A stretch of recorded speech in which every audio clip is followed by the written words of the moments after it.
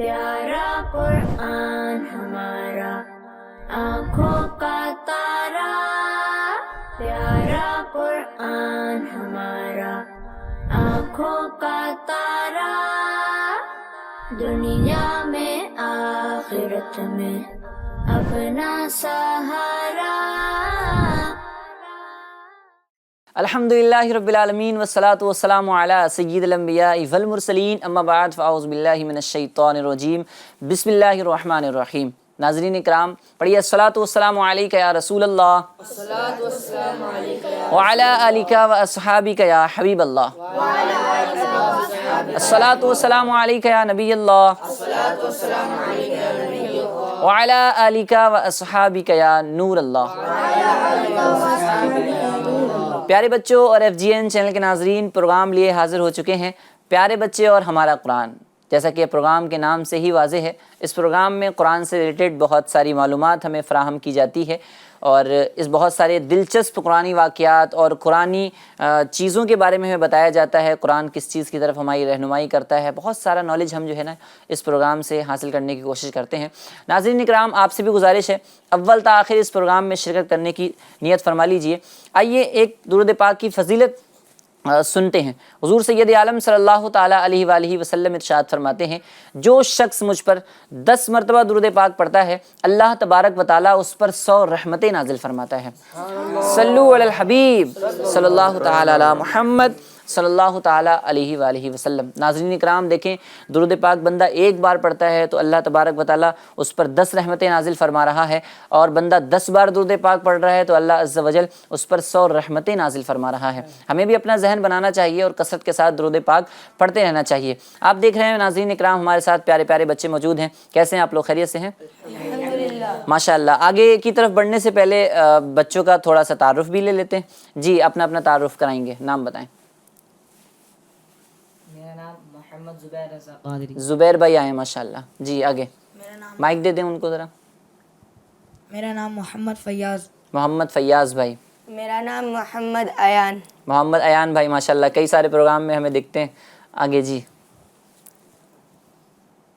میرا نام سید حذیف اتاری ہے۔ ماشاء اللہ، سید صاحب بھی ہیں۔ میرا نام محمد حامد رضا۔ محمد حامد رضا۔ حامد رضا ماشاء اللہ۔ اور پروگرام جو ہے وہ تلاوت قرآن کریم سے اسٹارٹ ہوتا ہے، تو تلاوت قرآن کریم کرنے کے لیے بھی ہمارے ساتھ ماشاء اللہ قاری صاحب محمد حسن علی جو ہیں وہ طالب علم ہیں جامعۃ المدینہ گوونڈی کے، یہ بھی ہمارے ساتھ حاضر ہیں۔ آئیے پیارے ناظرین اکرام، پروگرام کو آگے بڑھاتے ہوئے سب سے پہلا سیگمنٹ اپنے اس پروگرام میں شامل کرتے ہیں، جس کا نام ہے تلاوت قرآن کریم۔ تلاوت قرآن کریم۔ جی ہاں ناظرین، جب بھی قرآن پاک کی تلاوت ہو، خوب ادب کے ساتھ، خوب محبت کے ساتھ، شوق کے ساتھ اللہ تبارک و تعالیٰ کا کلام سننے کی جو ہے وہ عادت بنانے کی کوشش کرنی چاہیے، کیونکہ جب ہم با ادب ہوں گے تو ہمیں بہت ساری برکتیں ہمیں اس قرآن پاک کی نصیب ہوں گی۔ جی چلتے ہیں قرآن کریم کی تلاوت کی جانب۔ جی۔ اعوذ باللہ من الشیطان الرجیم، بسم اللہ الرحمن الرحیم، الرحمن علم القرآن، خلق الانسان، علمہ البیان، الشمس والقمر بحسبان، والنجم والشجر يسجدان، والسماء رفعها ووضع الميزان، ألا تطغوا في الميزان، وأقيموا الوزن بالقسط ولا تخسروا الميزان، آمنت بالله صدق الله العظيم۔ ماشاء اللہ ماشاء اللہ، کیا بولیں گے سب؟ سبحان اللہ سبحان اللہ۔ ناظرین اکرام، قرآن پاک واقعی میں وہ عظیم کتاب ہے کہ جس میں کوئی شک نہیں ہے۔ اللہ تبارک و تعالیٰ خود ارشاد فرماتا ہے، ذالک الکتاب لا ریب فیہ، یہ وہ کتاب ہے جس کے اندر شک کیا، شک کی گنجائش بھی نہیں ہے۔ ناظرین اکرام، تو ہمیں خوب تلاوت قرآن کریم کرتے بھی رہنا چاہیے، اور قرآن کریم کو سمجھ کر، اس کا ترجمہ مفہوم سمجھ کر، پڑھ کر، اور اپنی زندگی میں اس کے احکامات کو نافذ کرنے کی کوشش کرنی چاہیے۔ جی ناظرین اکرام، آئیے چلتے ہیں اب کلام کی جانب، اور ہمیں کون سا کلام سنانے والے ہیں؟ بس رہا ہے نظر میں مدینہ۔ بس رہا ہے نظر میں مدینہ۔ ناظرین، یہ وہ کلام ہے جس کو آپ اگر تصور میں اور آنکھیں بند کر کے شوق کے ساتھ پڑھیں گے نا، انشاءاللہ بہت لطف و سرور حاصل ہوگا۔ جی کلام شروع کریں۔ قافلے سوئے طیبہ چلے ہیں، آج پھر سے میں تنہا کھڑا ہوں، جا سکا نہ میں اب کے بھی مولا، بس یہی سوچ کر رو رہا ہوں، مدینہ بس رہا ہے نظر میں مدینہ، دل میں ارمان ہے حاضری کے، روتے روتے روتے روتے روتے روتے روتے مدینے کے والی، بیت جائیں نہ دن زندگی کے، میرا جینا بھی ہے کوئی جینا، دور ہے مجھ سے تیرا مدینہ، میرا جینا بھی ہے کوئی جینا، دور ہے مجھ سے تیرا مدینہ، میرا جینا بھی ہے کوئی جینا، دور ہے مجھ سے تیرا مدینہ، جیتے جی وہ گھڑی بھی تو آئے آئے آئے، جیتے جی وہ گھڑی بھی تو آئے، دیکھ لوں جلوے تیری گلی کے، جیتے جی وہ گھڑی بھی تو آئے، دیکھ لوں جلوے تیری گلی کے، میری امت پہ کر دے عطائیں، بخش دے ان کی ساری خطائیں، میری امت پہ کر دے عطائیں، بخش دے ان کی ساری خطائیں، مصطفیٰ کر رہے ہیں دعائیں دعائیں، مصطفیٰ کر رہے ہیں دعائیں، بخت دیکھو ذرا امتی کے، مصطفیٰ کر رہے ہیں دعائیں، وقت دیکھو ذرا امتی کے، حضور ایسا کوئی التزام ہو جائے، سلام کے لیے حاضر غلام ہو جائے، حضور آپ جو چاہیں تو کچھ نہیں مشکل، سمٹ کے فاصلہ یہ چند گام ہو جائے، مدینے جاؤں پھر آؤں دوبارہ پھر جاؤں، کہ زندگی میری یوں ہی تمام ہو جائے، بس رہا ہے نظر میں مدینہ، دل میں ارمان ہے حاضری کے، روتے روتے روتے روتے روتے روتے روتے مدینے کے والی، بیت جائیں نہ دن زندگی کے، روتے روتے مدینے کے والی، بیت جائیں نہ دن زندگی کے، صلو علی الحبیب صلی اللہ علیہ وسلم، محمد صلی اللہ تعالیٰ علیہ وآلہ وسلم۔ ماشاء اللہ، سبحان اللہ۔ کیا بولیں گے سب؟ سبحان اللہ، سبحان اللہ، ماشاء اللہ، بہت اچھا کلام تھا۔ ناظرین اکرام، اللہ تبارک و تعالی ہمیں خوب عشق رسول میں مچل کر کلام پڑھنے، نعت رسول مقبول صلی اللہ تعالیٰ علیہ وسلم گنگنانے کی توفیق عطا فرمائے۔ ناظرین اکرام، بچوں کا تعارف بھی ہو چکا ہے اور ہمارے پروگرام میں ایک شخصیت بھی شامل ہوتی ہیں جو کہ محتاج تعارف تو نہیں ہیں۔ مولانا صوبان مدنی صاحب کو ویلکم کرتے ہیں۔ صوبان بھائی کیسے ہیں؟ الحمدللہ سے ماشاء اللہ۔ تو ناظرین اکرام، آج بھی ایک دلچسپ اور یونیک ٹاپک کے ساتھ حاضر ہوئے ہیں۔ آج کون سا قصہ، کون سا قرآنی واقعہ لے کر حاضر ہوئے ہیں، یہ سننے کی سعادت حاصل کریں گے۔ آئیے اپنے اس پروگرام میں دوسرا سیگمنٹ شامل کرتے ہیں جس کا نام ہے معلومات اور تربیت۔ معلومات اور تربیت، جی ہاں، اس سیگمنٹ میں ہم مولانا صوبان مدنی صاحب کی طرف بڑھتے ہیں اور مولانا صوبان مدنی صاحب سے جو ہے وہ قرآن ہماری کیا رہنمائی کرتا ہے، قرآن کے اندر کیا کیا بیان ہے، آج ایک خاص اور اہم ٹاپک پر گفتگو کریں گے۔ اور آج کا جو ٹاپک ہے وہ ہے حضرت صالح علیہ السلام کی اونٹنی۔ ایک تھوڑا سا عجیب، تھوڑا یونیک بھی ٹاپک ہے۔ اونٹنی کا تذکرہ ہونا ہے، کیسی تھی اونٹنی، کیا اس کے عجائبات تھے، اللہ تبارک و تعالیٰ کی قدرت کے کیا نظارے تھے اس واقعے کے اندر، آج ہم سننے کی سعادت حاصل کریں گے۔ تو صوبان بھائی کی طرف چلتے ہیں۔ صوبان بھائی، سب سے پہلا تو سوال میرا یہی ہے کہ حضرت صالح علیہ السلام کی اونٹنی، صالح علیہ السلام سے نسبت ہے اونٹنی کو، تو اس کے بارے میں آپ کیا کہیں گے؟ الحمدللہ رب العالمین، والصلاة والسلام علی خاتم النبیین، اما بعد، فاعوذ باللہ من الشیطان الرجیم، بسم اللہ الرحمن الرحیم۔ اعظم بھائی، کوئی بھی چیز ہے اگر اس کی نسبت نیک لوگوں کی طرف ہو جاتی ہے صحیح، تو وہ شے ممتاز ہو جاتی ہے، وہ چیز ممتاز ہو جاتی ہے۔ صالح علی نبینا علیہ الصلوۃ والسلام کی اونٹنی کا ظہور بھی یہ ایک عجیب واقعہ ہے۔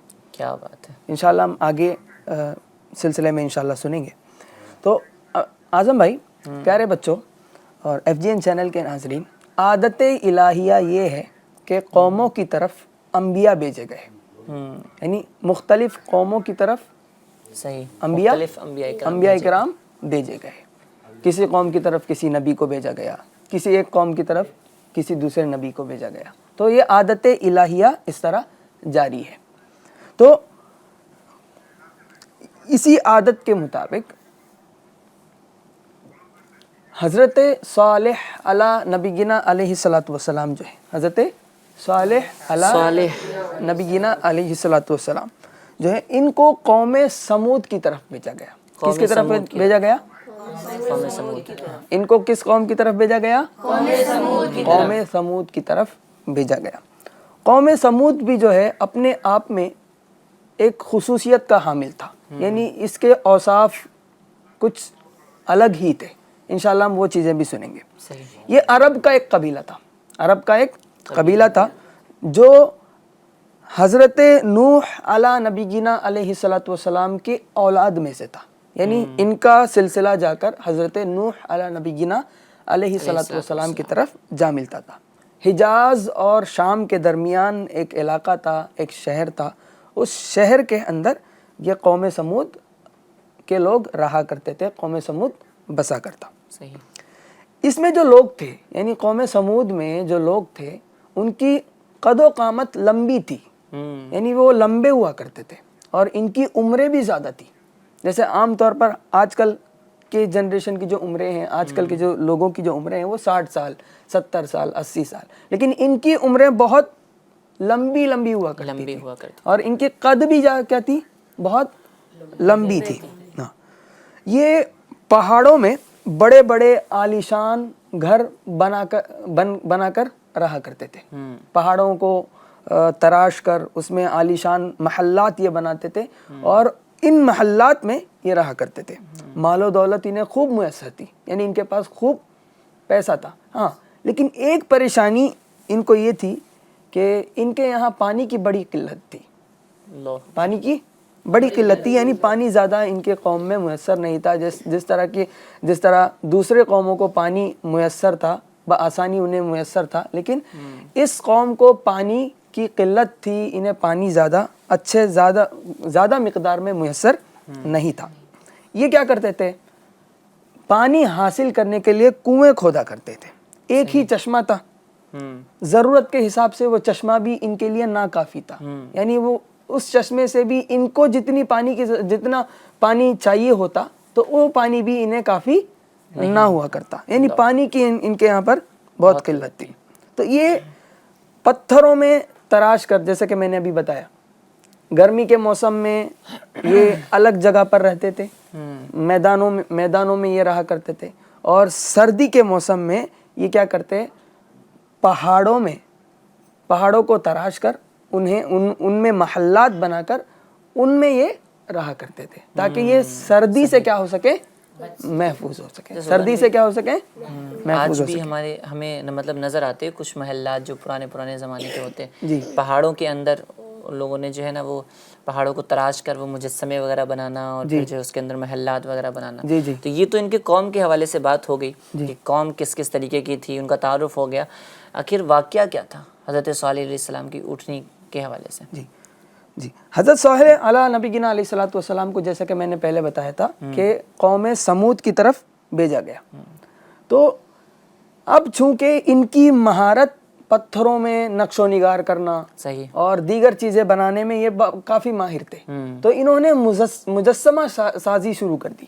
صحیح. انہوں نے کیا شروع کیا, مجسمے بنانا شروع کر دیا, یعنی لوگوں کے مجسمے بنانا شروع کر دیا. اسی طرح انہوں نے خدا کے بھی مجسمے بنانا انہوں نے شروع کر دیا.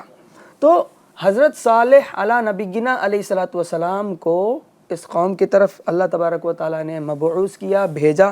تو حضرت صالح علی نبینا علیہ الصلوۃ والسلام آئے اور ان سے کہنے لگے کہ میں تمہاری طرف اللہ کا بھیجا ہوا رسول ہوں. اے میری قوم اللہ کی عبادت کرو, اے میری قوم اللہ کی عبادت کرو, اللہ کے ساتھ کسی کو شریک نہ ٹھہراؤ, اللہ کے علاوہ کوئی بھی قابل عبادت نہیں ہے, عبادت کا مستحق نہیں ہے. جب حضرت صالح علی نبینا علیہ الصلوۃ والسلام نے اپنے قوم سے یہ کہا, اور ساتھ ہی حضرت صالح علی نبینا علیہ الصلوۃ والسلام نے انہیں ان کی نعمتیں بھی یاد دلائی. ان سے پہلے جو قوم تھی قوم عاد, ان کو کیا کیا گیا, نافرمانی کی وجہ سے انہیں ہلاک کیا گیا, اور ان کی جگہ پر, قوم عاد کی جگہ پر قوم سمود کو بسایا گیا.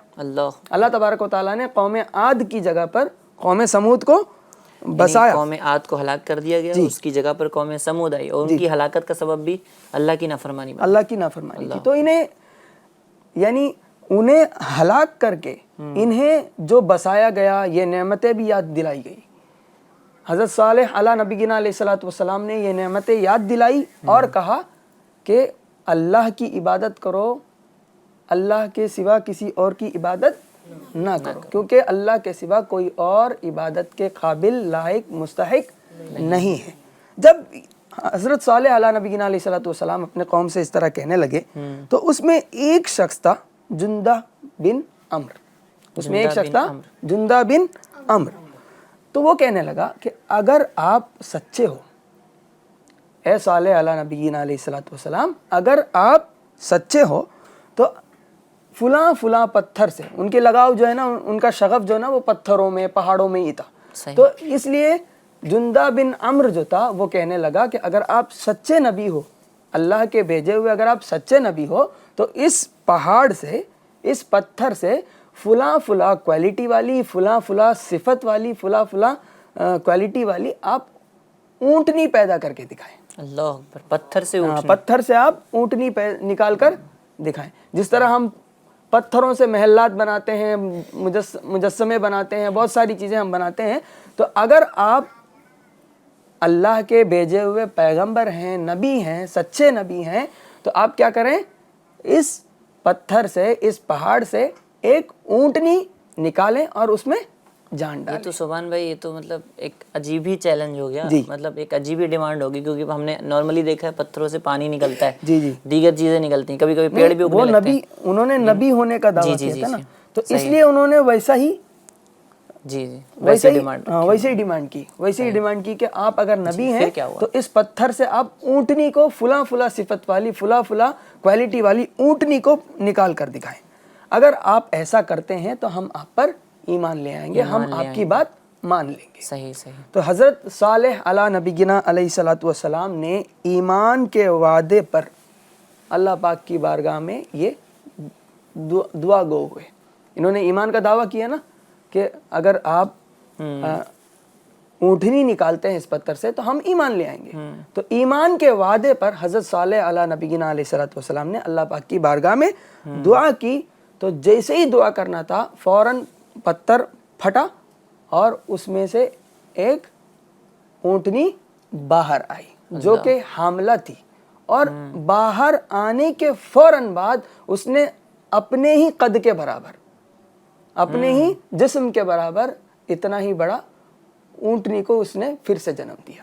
اللہ, یعنی خود اونٹنی تو باہر نکل آئی اور وہ اونٹنی حاملہ بھی تھی, اور پلس اس نے اسی وقت ایک اور اسی سائز کی اونٹنی کو جنم دیا.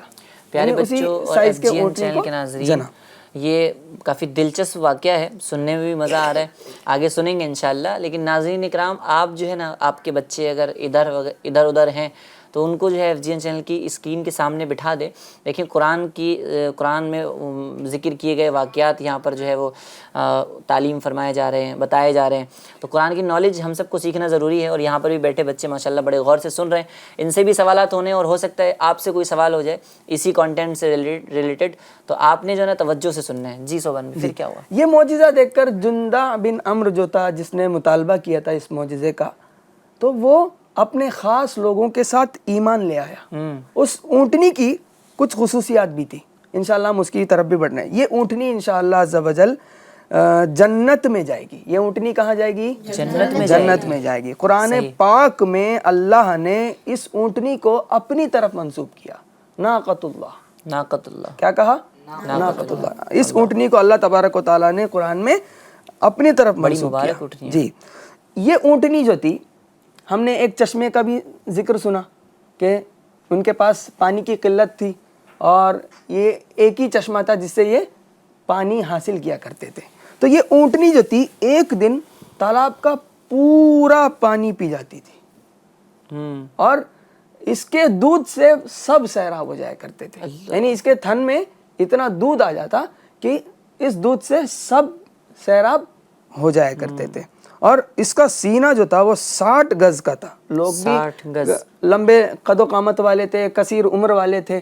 تو یہ اونٹنی, اس اونٹنی کا سینہ کتنا تھا؟ 60 گز کا تھا. اور اسی اونٹنی پر سوار ہو کر قیامت کے دن حضرت صالح علی نبینا علیہ الصلوۃ والسلام تشریف لائیں گے. اور یہ اس اونٹنی کی ایک اور خاص بات یہ ہے, اور اس میں صالح علی نبینا علیہ الصلوۃ والسلام کے لیے کچھ نشانیاں بھی ہیں. وہ کیا ہے؟ یہ اونٹنی دفعتاً پیدا ہوئی, ایسا نہیں کہ 9 مہینے لگے, 3 مہینے لگے, 6 مہینے لگے. یہ اونٹنی کیسے پیدا ہو گئی؟ دفعتاً پیدا ہوئی, اور کسی کے حمل میں بھی نہ رہی, اور کسی نر سے بھی پیدا نہیں ہوئی, اور نہ کسی کے پیٹ میں رہی. اور ایک اور خاص بات یہ ہے کہ اس کے اندر اس کے سائز کے برابر ایک اور اونٹنی بھی موجود تھی, جس کو اس نے فوراً پتھر سے باہر آنے کے بعد جنم دیا تھا, جنا تھا. تو اتنی ساری خصوصیات اس اونٹنی کی بیان ہوئی. ناظرین اکرام, آگے بھی سنیں گے کہ کیا ہوا. تو اب دیکھیں کتنا عجیب سا واقعہ ہے, اور کتنے عجیب و غریب جو ہے نا وہ معجزات کا ظہور ہوتا ہے اللہ تبارک و تعالیٰ کے انبیاء اکرام کی ذات سے. تو اللہ کے انبیاء اکرام کی شان نرالی ہے. سبحان بھائی, ہمارا سلسلے کا ٹائم بھی اختصار کی جانب ہے, تو آپ آگے کیا ہوا اس واقعے کا, کیا ہوا وہ ایمان لائے, اس کے بعد کیا ہوا کچھ مختصر. حضرت صالح علی نبینا علیہ الصلوۃ والسلام نے حکم دیا تھا لوگوں کو کہ یہ جو اونٹنی ہے اس کو آپ تنگ نہ کریں, اس کو پریشان نہ کریں, بلکہ اس کو اپنے حال پر چھوڑ دیں. یہ جو کھا رہی ہے اللہ کی زمین میں سے جو کھا رہی ہے اس کو اس کے اپنے حال پر چھوڑ دیں, اس کو کھانے دیں, اس کو تنگ نہ کریں. تو یہ نبی علیہ الصلوۃ والسلام کا حکم تھا.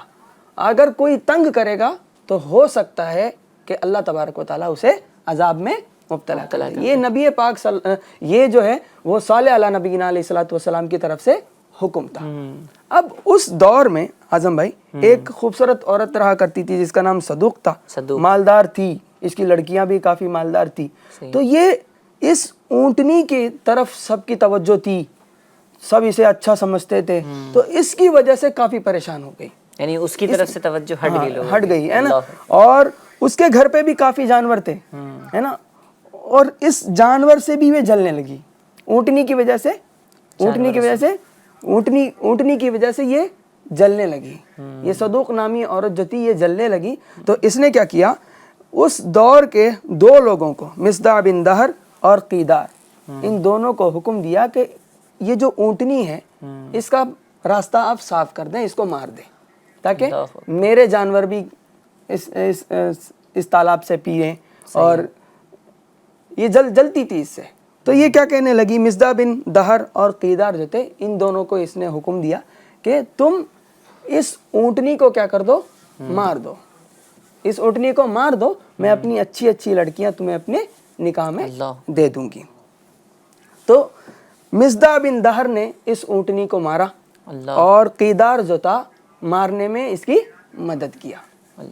तो हज़रत सालेह अला नबीना अलैहिस्सलातु वस्सलाम को जब ये खबर पहुंची कि लोगों ने ऊँटनी को मारा, उसको जान से मार दिया, जब ये खबर पहुंची तो आप अला नबीना अलैहिस्सलातु वस्सलाम ने हलाक होने की दुआ दी।